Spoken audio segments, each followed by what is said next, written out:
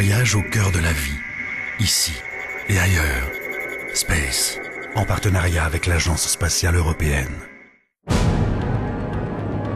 Il nous a tous invités dans l'espace. Il a ouvert la voie vers les étoiles. Il a ouvert un nouveau chapitre de l'histoire de l'humanité.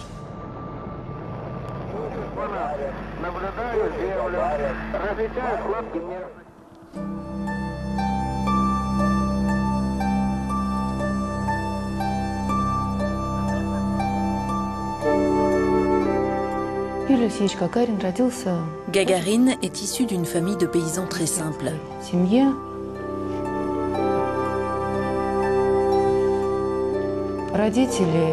Ses parents ont travaillé sur la ferme collective et ils ont eu 4 enfants.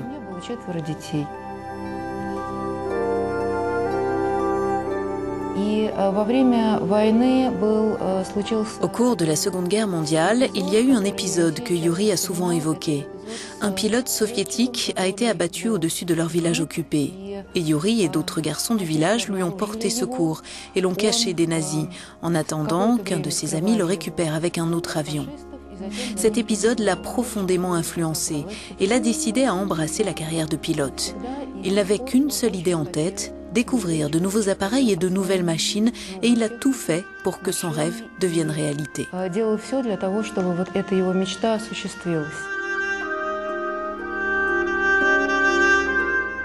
Il a effectué ses premiers vols d'entraînement dans une école militaire et en est ressorti avec les honneurs.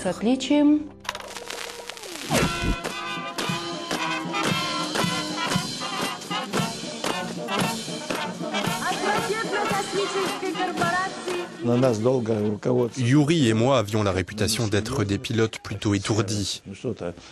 Durant certains cours, on préférait jouer à la bataille navale. De toute évidence, nous étions très semblables dans notre façon d'être.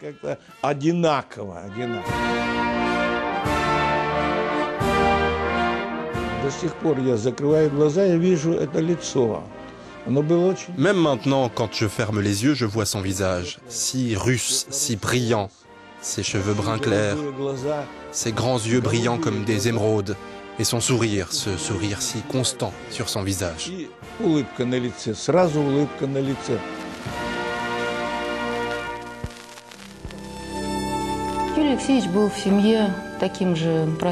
À la maison, mon père avait cette même simplicité, charmant, gentil et décrit comme quelqu'un de joyeux par les autres.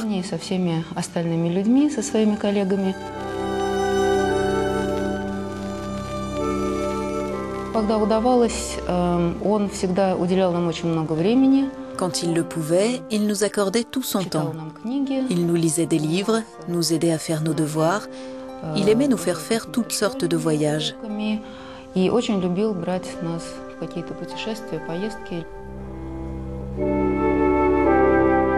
Bref, il était une personne tellement pleine d'énergie qu'il était plutôt difficile pour lui de rester à la maison.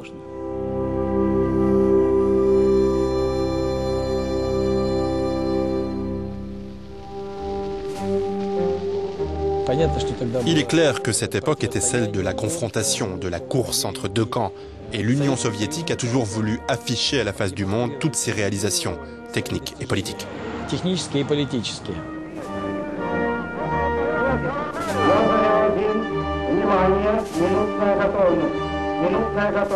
Jusque-là, seuls les chiens et les chimpanzés s'étaient rendus dans l'espace. Il était donc indispensable d'envoyer un homme, de démontrer qu'une personne pouvait se retrouver en orbite pendant un certain temps et revenir en vie et en sécurité sur Terre.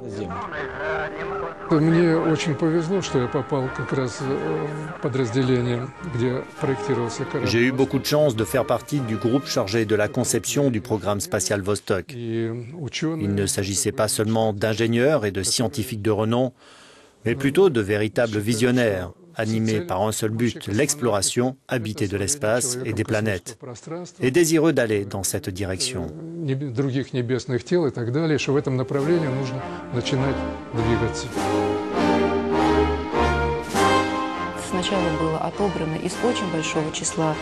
Le cosmonaute était sélectionné parmi un grand nombre de volontaires, 3500 je crois.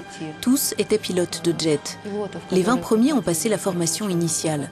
Ensuite, un groupe de 6 hommes a été retenu pour la première division et au final, un seul homme, Yuri Gagarin, pour le premier vol spatial.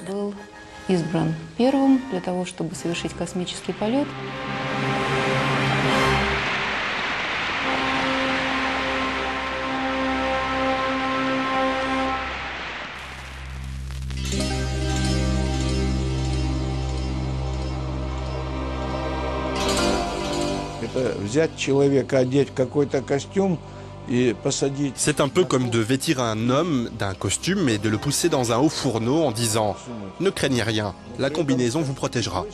Mais personne ne sait avec certitude si elle va vraiment vous protéger ou non. C'est exactement la même chose ici. Ne vous inquiétez pas, tout ira bien, nous ne savons pas exactement ce qui va se passer, à vous de nous le dire à votre retour.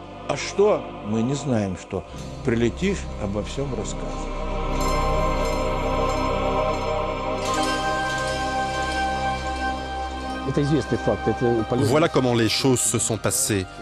Le vol a duré 108 minutes, 9 minutes pour la mise en orbite, puis un seul orbite autour de la Terre. Du point de vue actuel, ce n'est pas exactement ce qu'on pourrait appeler une grande performance, surtout que de nos jours, les missions spatiales durent des mois. Mais c'était la première fois qu'un homme volait dans l'espace, et c'est bien là sa performance. Tout ce qu'il lui fallait faire était d'effectuer quelques appels radio et puis se nourrir. L'objectif était aussi de voir si un homme pouvait ressentir les choses et agir normalement en apesanteur.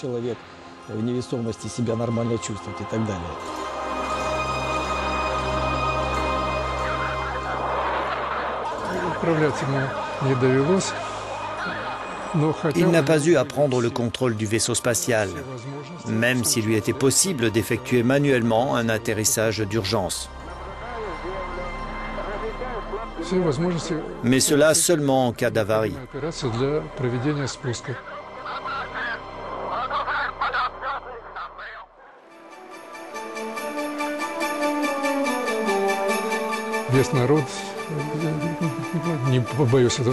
On était tous en pleine jubilation. Dans notre bureau d'études, on a célébré cet heureux événement comme il se doit.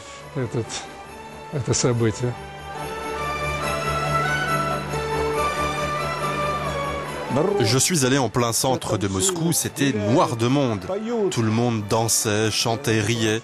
J'ai voulu savoir ce qui se passait et des filles ont couru vers moi en me disant « Où avez-vous été tout ce temps? Gagarine est revenu de l'espace !» Et c'est seulement alors que j'ai réalisé l'ampleur de ce qui venait de se passer. Jusque-là, ça ne me semblait pas extraordinaire. Ça faisait juste partie du travail pour nous.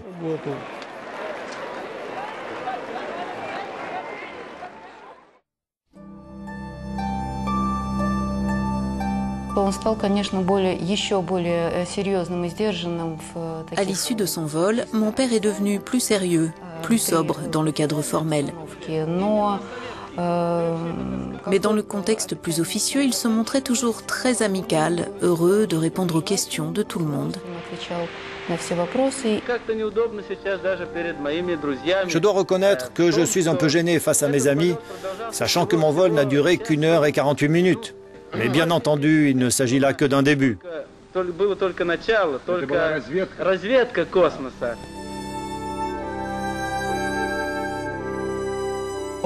Au cours de mon propre vol, Yuri m'observait constamment et m'apportait son aide.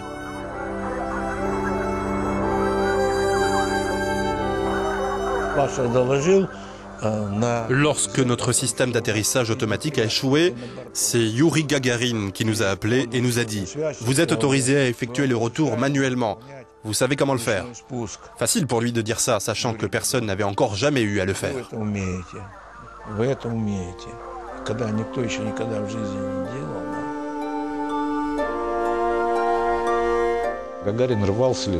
Gagarin a cherché à voler à nouveau. Il était en formation pour piloter le premier vaisseau spatial Soyouz et il voulait le tester à tout prix. Et je crois que même s'il avait connu un sort différent, il aurait de toute façon effectué beaucoup plus de vols.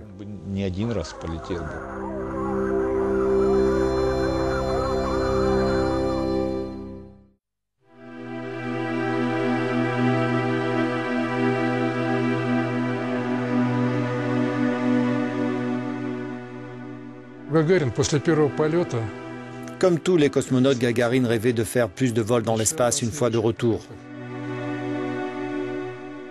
Alors il s'entraînait énormément pour ça, ce qui incluait le pilotage d'avions de combat.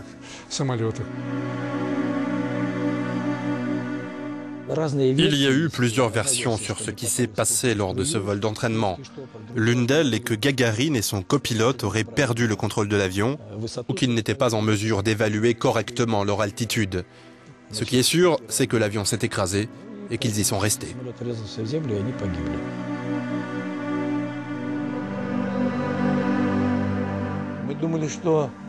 Nous avions pensé qu'il avait réussi à s'éjecter.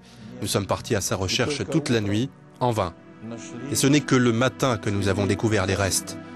Je l'ai reconnu tout de suite et j'ai dit la chose suivante. Pas besoin de le chercher plus loin, c'est lui.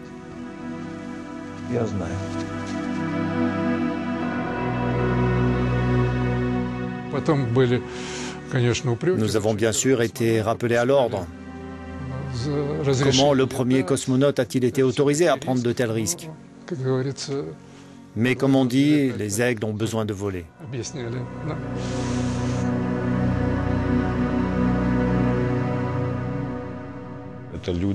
Il a été l'un de ceux qui ont découvert tout un monde nouveau pour nous, pour l'humanité. C'était un exemple pour son époque, le modèle de son temps.